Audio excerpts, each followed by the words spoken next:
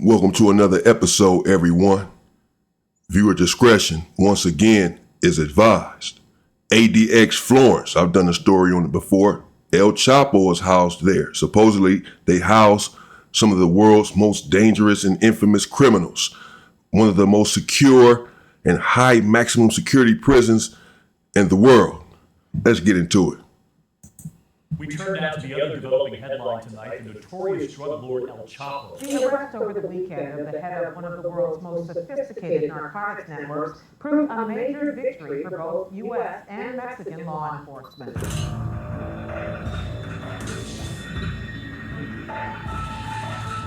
Queremos es que lo atiendan y que pues apliquen los derechos humanos con él. That was El Chapo's wife, begging the U.S. government to give her husband better treatment than what he gets in ADX Florence. Why? The Supermax prison is the worst place to be on earth, and anyone would beg to go to hell rather than stay here. This is... Beg to go to hell rather than stay in ADX Florence. You would rather beg to go to hell? Hell? Damn. His wife was pretty, though. Shit, let me be careful about what I even say. Well, hell, she was pretty. But she's begging for better treatment of El Chapo. Wow. Going through hell in ADX Florence. Why El Chapo's Supermax prison is worse than death. Every inmate in the ADX spends 23 hours in solitary confinement every day. And even when they have the chance to work around in a short space, they do that with their legs chained. Their rooms are built in a way that they won't be able to see what the outside looks like. So even if you're Michael Schofield or Ray Breslin, breaking out of this prison is almost impossible. Let's not even talk about the outside walls and even extended security beyond the walls. ADX is a crazy place that no one should be. As we take a trip through the walls of this prison, you'll... A crazy place that no one should be. That's how bad. Let's see, man.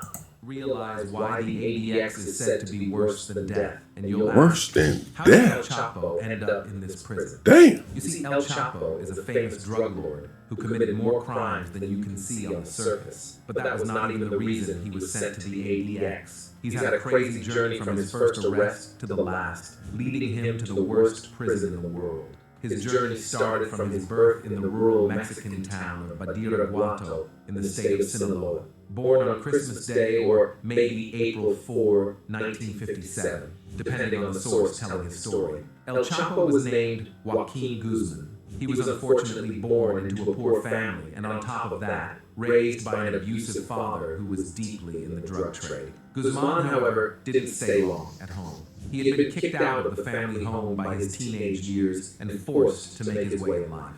With few employment opportunities in his hometown, Guzman turned to his father's business selling drugs, and by the age of 15, he had cultivated his marijuana plantation. It was at this time Guzman earned the nickname we all call him today, El Chapo, meaning the shorty. Yeah, he is just 5 feet 6 inches tall, but this shorty is not to be underestimated. It wasn't long before he entered the world of organized crime properly and began working for the drug lord Hector Palma, known as El Güero, or Blondie, in the late 70s. At the time, El Chapo was overseeing the movement of drugs within the Sinaloa region and towards the U.S.-Mexico border. El Chapo has been ambitious and ruthless for a long time, and that was what earned him his strong stance early enough. He was known for showing no mercy. He looked at smugglers who indulged in late delivery in the eye and shot them straight in the head. By the early 80s, he graduated to work for Felix Gallardo, popularly known as El Padrino,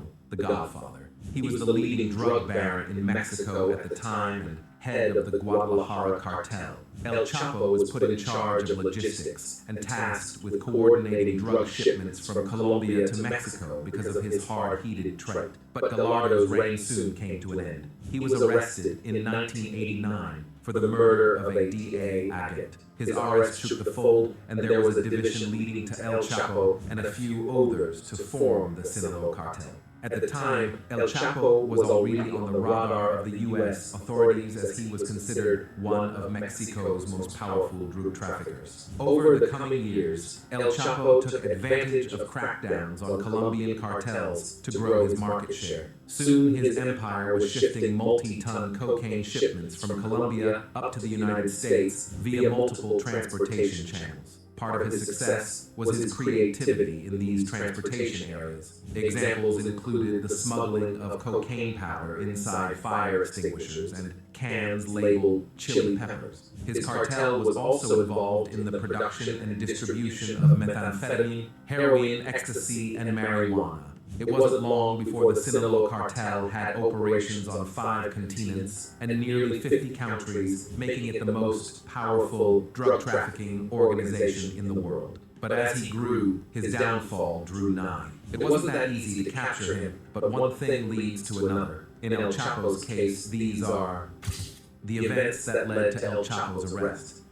One of the Sinaloans' arch rivals at the time was the Arellano Felix organization, based in Tijuana, which is another known crucial geographic smuggling location. The two groups played a violent game of eye for an eye in the early 90s, until a particularly fateful incident occurred in the parking lot of Guadalajara's Miguel Hidalgo y Costilla Airport on May 24, 1993. Several people were left dead, including a Catholic bishop. This shootout was what thrust both cartels and their leaders into the headlines in Mexico and beyond. What transpired that day is still debated, but the official story says gunmen, some of whom were recruited from a subset of San Diego's Logan Heights street gang, were hired by the Arellano Felix organization and given the task of killing El Chapo. They knew El Chapo would be at the airport on that day, so they waited patiently for him. And as soon as they spotted a vehicle they believed was El Chapo's, a white Grand Marquis, they opened fire. But inside the car was Cardinal Juan Jesus Posadas Ocampo, dressed in full clerical garb, and a driver. Ocampo was riddled by 14 bullets at close range, while his driver was hit 11 times. El Chapo and his entourage were also nearby in their car when one of the bodyguards saw the gunman. Chapo fled the scene, fearing for his dear life, and remained unscathed. But before the hit squad made its quick exit, 7 people were left dead. That was all. And of course, that's how it is over there in Mexico. They hitting shit. Police chiefs, governors, judges. They knocking them down. Here, a case of mistaken identity. They looking for Chapo. They done knocked down a priest. Shot him 14 times. He slumped over there. That's crazy. The known facts about this incident until an official from Guadalajara's Office of Attorney General stated that 20 gunmen were involved. 2 suspects were captured. A total of 26 rounds hit Ocampo's vehicle, and another 20 rounds hit a nearby vehicle. The Catholic Church wasn't exactly buying the official version at face value, and controversy still surrounds the murder. But again, authorities maintained the death was a result of mistaken identity, and the violence was driven by the rivalry between the Tijuana-based Arellano Felix family and the Sinaloan faction led by El Chapo and Ismael Zambada, known as El Mayo. This incident, however, prompted Mexico to issue a reward of 15 million pesos for the capture of Benjamin and Javier Arellano Felix, and also El Chapo and Hector Luis Palma. El Chapo swiftly made his way to Guatemala, where he operated under the alias José Luis Ramirez. But before he ran away, the murder of Cardinal Ocampo and the subsequent manhunt had already propelled him onto the world stage for the first time. At the same time, law enforcement agencies from the US, Mexico, and Central America had been piecing together the puzzle of his role and control of major drug shipments. An example is when El Chapo was secretly photographed by El Salvadoran agents at a bar in San Salvador in April. They worked tirelessly to gather evidence against him and made a plan to capture him. But before they could, Guatemala got to him first. On June 9, 1993, El Chapo, his alleged lover Maria del Rocio del Villar Becerra, and 4 other companions were detained near the Mexican border. Immediately, El Chapo was handed over to Mexican authorities and taken to Almoloya prison, known as Altiplano, about 50 miles east of Mexico City, where the prisoners were showcased to the news media. During interrogation, El Chapo admitted to being at the airport when the gunfire broke out and claimed to have seen one or more of the Arellano Felix members at the scene. He also told investigators that he escaped from the shooting in a taxi, and a few days thereafter drove himself to the Mexican region bordering Guatemala. On June 10, 1993, Chapo, adorned in prison fatigues, stood in a drizzling rain as reporters called out questions. His responses were all brief, denying ever using weapons and insisting he farmed corn and beans. Later in the month,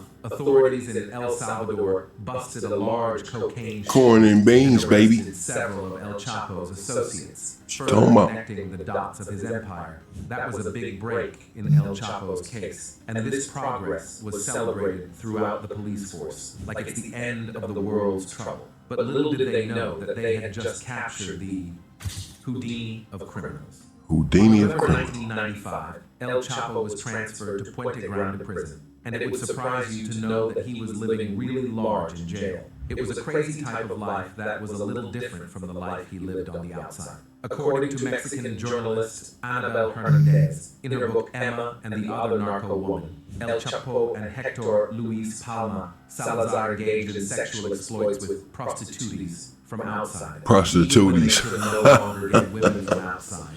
They This paid dude's nurses, tripping. cleaners, and cooks who worked in the penal What system. the hell? They also dined on expensive takeout meals and received shipments of Viagra. As you must have guessed, Viagra. Chapo's hedonistic prison lifestyle was enabled by bribes. We all know the story. Chapo escaped more than once. He's in ADX Florence now. Trying to get to that and see what the hell's going on. That's a lot of money right there, though.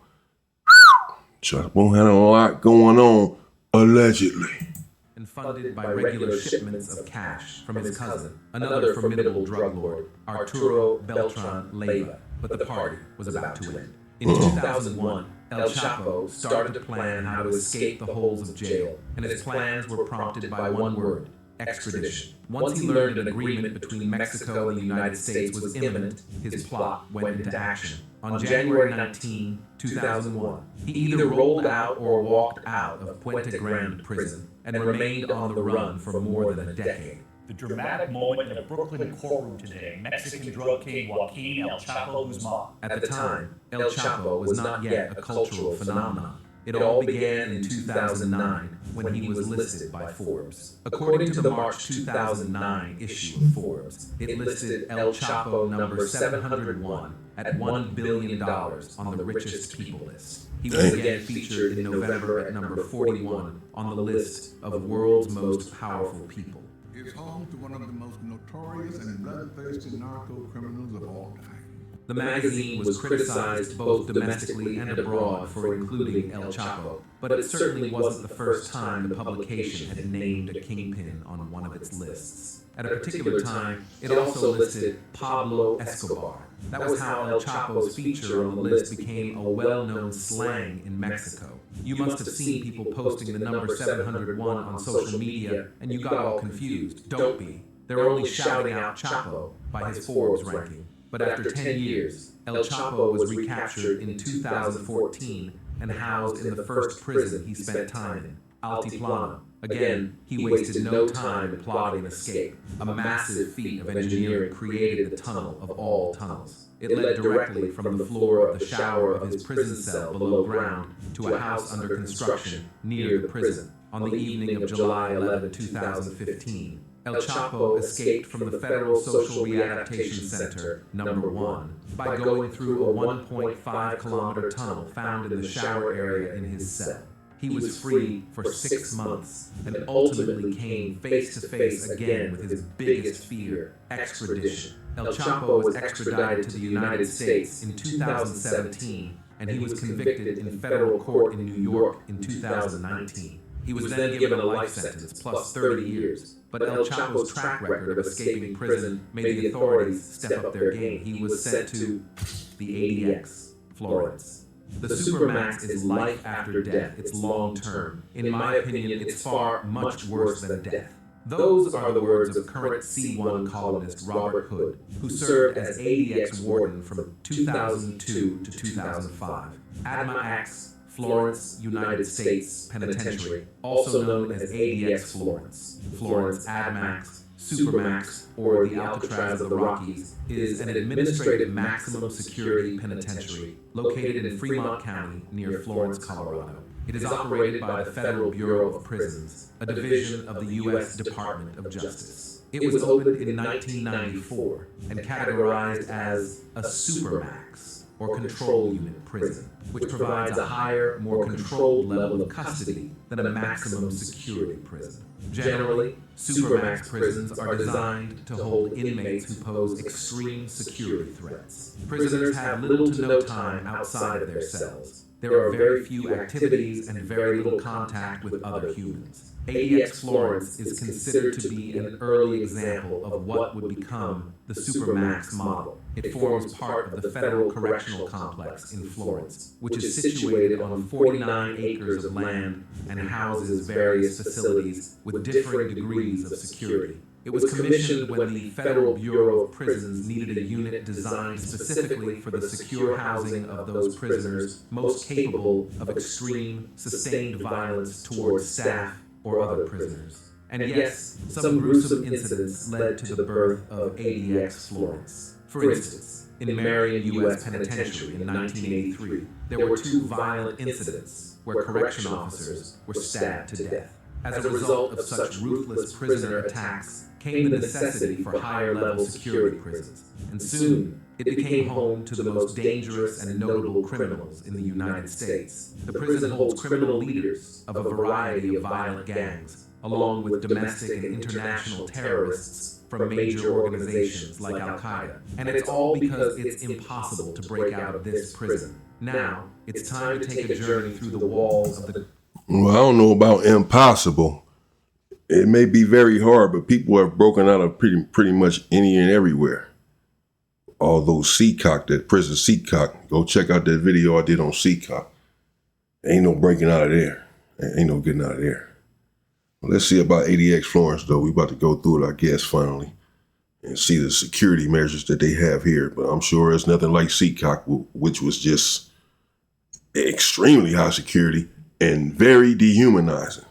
Craziest prison in the world, and we will start by looking at the prison cells. The majority of the facility is above ground, except for a subterranean corridor that links cell blocks to the lobby. Each Supermax prison cell has a desk, stool, and bed, which are almost entirely made out of poured concrete. There is also a toilet that shuts off if blocked, a shower that runs on a timer to prevent flooding, and a sink lacking a potentially dangerous tap. Rooms may also be fitted with polished steel mirrors bolted to the wall, an electric light that can be shut off only remotely, a radio, and a television that shows recreational, educational, and religious shows. What's life like on the outside? None of the inmates can know, as 4x4 windows are designed to prevent inmates from knowing their specific location within the complex. They can see only the sky and roof through these tiny window slits, so it is virtually impossible to plan an escape. Unlike other prisons that allow for an open exercise area, the Supermax inmates exercise in a concrete pit that looks like an empty swimming pool. It is also designed to prevent them from knowing their location in the facility. The pit is only large enough for a prison. So that is very high security. This is very high maximum security. I mean, for you not to even know where you are at in the institution, in the facility, what building you're in, what unit you're in, that means you're never coming out. You're never coming outside to even see your building, even know where you're at. That's crazy. What do they, are they blindfolding you on the way to the building so that you don't know what building you're in? This is deep. To walk 10 steps in a straight line or 31 steps in a circle. And if you think there's a mess hall like several prisons, you're wrong. In the Supermax, Food is hand-delivered to each inmate by the correctional officers. On top of that, it has a 3-year program that keeps inmates in their cells 23 hours a day for the first year, then gradually socializes them with other inmates and staff. In their last year, prisoners can be out of their cells from 6 a.m. to 10 p.m. and eat meals in a shared dining room, instead of having food delivered through a slot in their steel cell door. As for education and recreation, each facility included in the Florence complex offers various educational opportunities and numerous programs to the inmates. To educate the prisoners, programs such as the General Education Development Program, Adult Continuing Education, Adult Occupational Education, and English as a second language are available. For any inmate who wishes, they can also take part in vocational training and parenting programs. Particularly, the recreational program encourages an active lifestyle and allows inmates to take an interest in new hobbies and activities. It lines up activities such as team sports, wellness instruction, and crafting for the inmates. Although these programs are available, prisoners are still under 23-hour lockup in their cells and have only 5 hours of recreation time each week.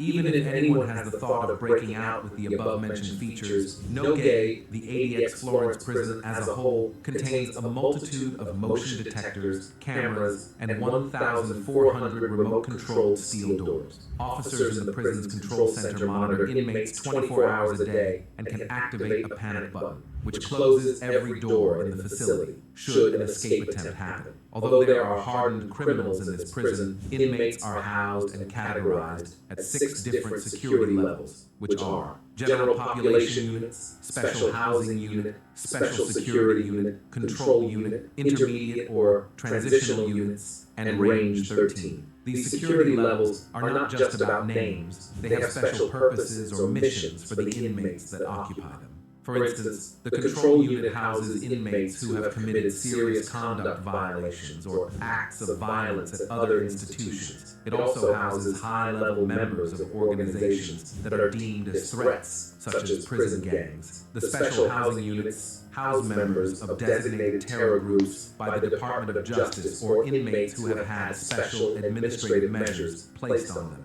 While Range 13 is a special 4-cell wing within the special housing unit for inmates who need the tightest control within ADX. If any inmate manages to get out of the prison cells, there are pressure pads and 12-foot tall razor wire fences surrounding the perimeter, which is patrolled by heavily armed officers. And as if that was not enough, laser beams and attack dogs guard the area surrounding the prison's outline. Okay, I haven't really seen anything like this. Certainly not as tough as Seacock, only because, as I showed there in Seacock, they never come out of the cell. They fucking 150 people inside of a cell, and they never come out for anything. And when they do come out, they're under heavy guard. They have heavy security here outside of the prison, beams and fucking armed guards and dogs. Yeah. No getting out of there. Yeah. Anything's possible, but I don't know how the hell you're going to get out of here.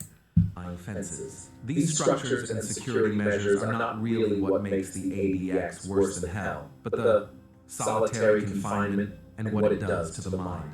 According to doctors, solitary confinement and sensory deprivation have immediate and lasting effects on the brains and bodies of prisoners, as evidenced by the experiences of American prisoners of war in Vietnam. These inmates only have regular contact with other humans briefly when they are brought meals and escorted to the yard. A 2014 report by Amnesty International found that ADX prisoners routinely go days with only a few words spoken to them. The effects of long-term solitary confinement range from depression and anxiety to full-on hallucinations and psychotic breaks. Hallucination? What the hell is... There's a disturbing story of an ADX inmate named Jack. Clearly he meant to say hallucinations. I don't know, this must be AI that's doing this video.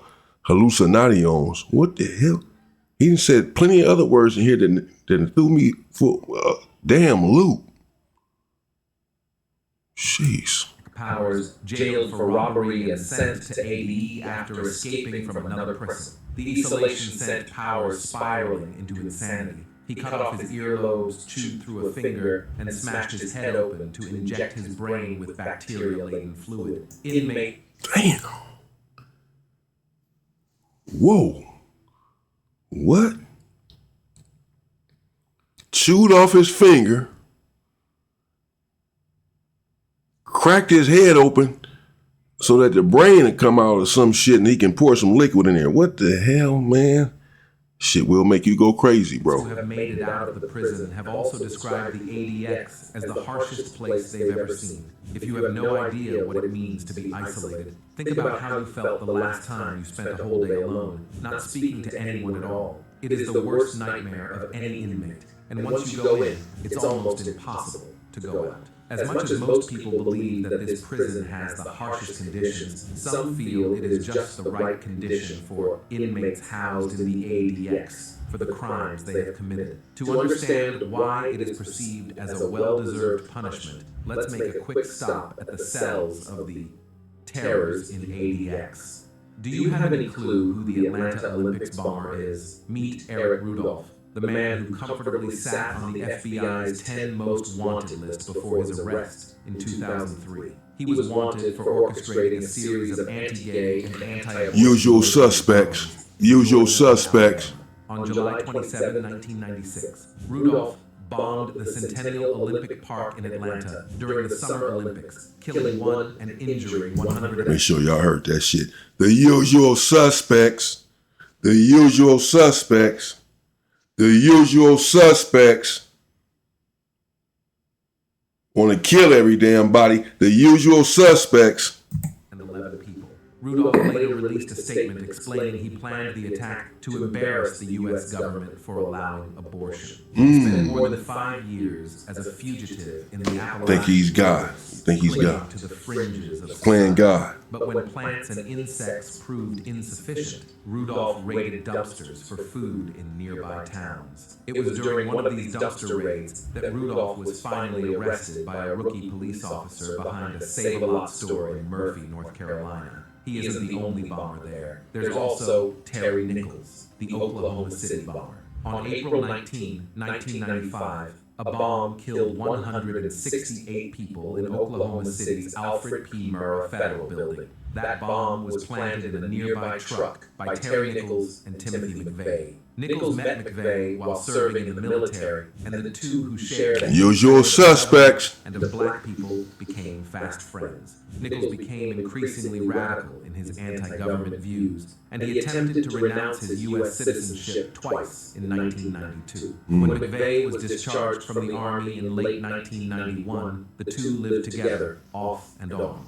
One night, while they were watching TV at Nichols' farmhouse in Michigan, news broke that the ATF armed Usual suspects. ambushed a religious compound in Waco, Texas. After that, an enraged Nichols and McVeigh began plotting their revenge on the federal government. McVeigh was arrested on the day of the bombing, tried, and sentenced to death. And in 2001, he was executed. Shortly after the explosion, Nichols turned himself in and was sentenced to life in prison without the possibility of parole. You must also be familiar with the famous underwear bomber named Umar Farouk Abdul-Muttalib.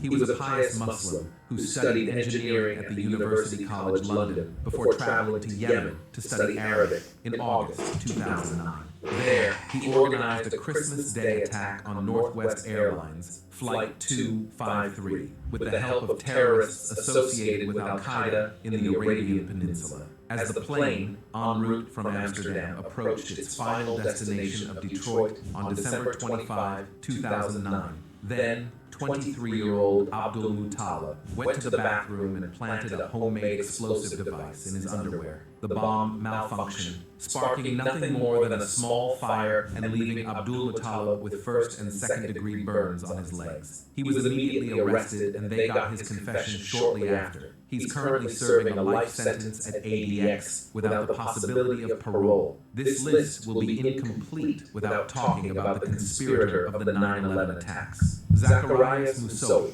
known as the 20th hijacker, pleaded guilty in federal court to conspiring to kill citizens of the U.S. as part of the September 11 attacks. For his involvement, he was also given a life sentence at ADX without the possibility of parole. Finally, let's talk about the Unabomber named Ted Kaczynski. His case is a bit different. He means the Unabomber, man, not the Unabomber, the Unabomber.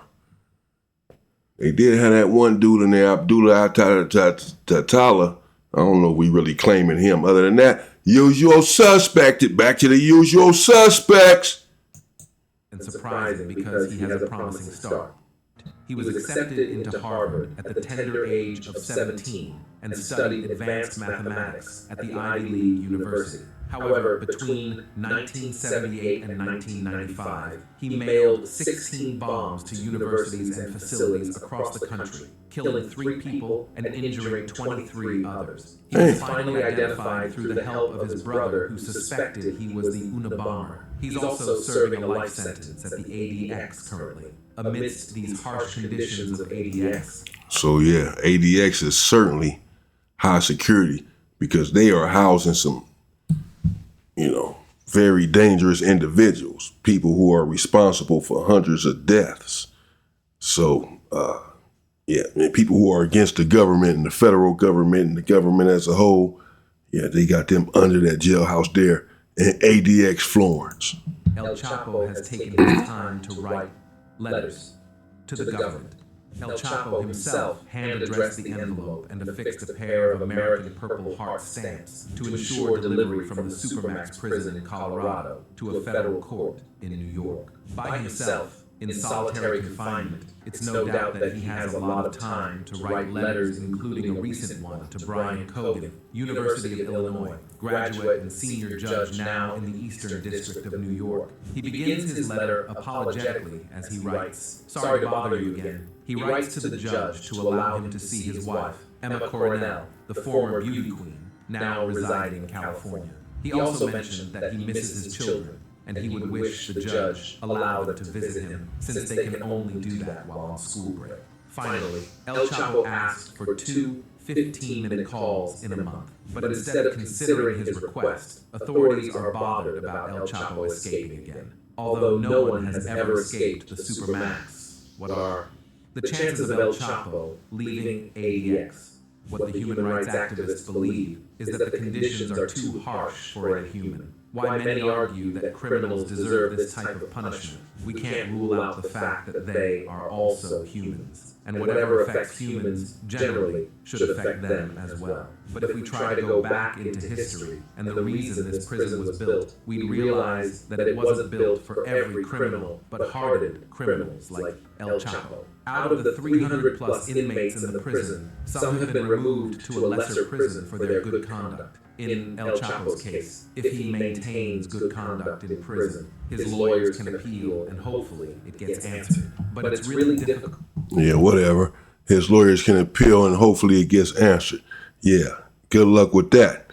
No, they don't deserve that. Just because they're guilty of certain crimes or have been found guilty of certain crimes, and the crimes are dastardly crimes, you still cannot play God and punish them in a certain that means that you're no better than they are. So some of this stuff is just retribution. Some of this stuff is just torture. It's not rehabilitation whatsoever. You're just seeking revenge. The government is, and they are getting it. But look at these guys, man. ADX Florence is extremely secure, as we can see. Obviously, if they're housing Timothy McVeigh and these sort of people, Chapo, people who have escaped before. No one has ever escaped out of ADX Florence. People who have, and so if they're housing people who have escaped before, they're challenging them. They're saying you've escaped before, but you can't escape from here. No one has ever done it, and you will not escape from here. And it's looking like that is indeed the situation because it's high security. Woo. It's not worth it. It's not doing the crimes and all. It's just not worth it. Living like that, see what he was saying throughout the video and early on. It's worse than death. It's worse than death. I believe him. Look at it. Who wants to live like that? It's not worth it, man. Stay out of the funk. Stay out of the smoke. Stay free, people.